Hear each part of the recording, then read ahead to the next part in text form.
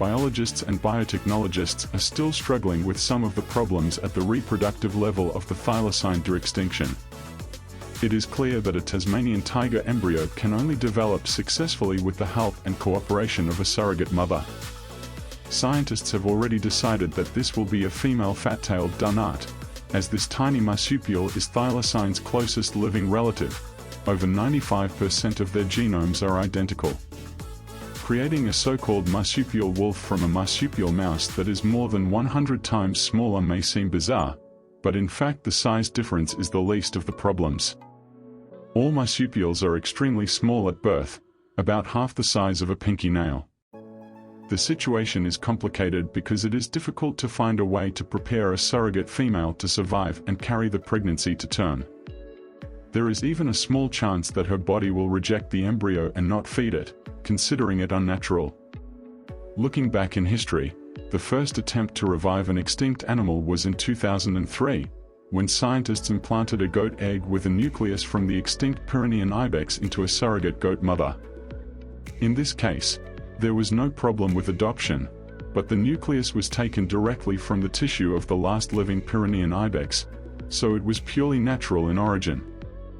But in the case of the Tasmanian tiger, it is an artificial nucleus created in the laboratory, so placing the embryo in the uterus of a fat-tailed dunart could be questionable.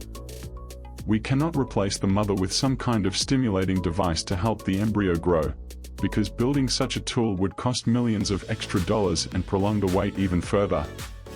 But assuming that the mother does manage to keep the embryo, that it does settle comfortably in her system, and that it is then born, what then?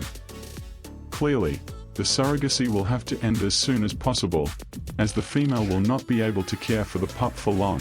It will outgrow her in a matter of weeks. Then there is the question of how the newborn will fare and whether it will survive weaning at all. To recall the story of the Pyrenean ibex, a female kid born to a goat in July 2003 died 7 minutes after birth due to a lung defect. In other cloning attempts, the animals were also very fragile and did not survive long. Scientists will have to plan very carefully how to provide the best possible care for Thylacine Joey after birth, 24 hours a day, to give it a better chance of survival.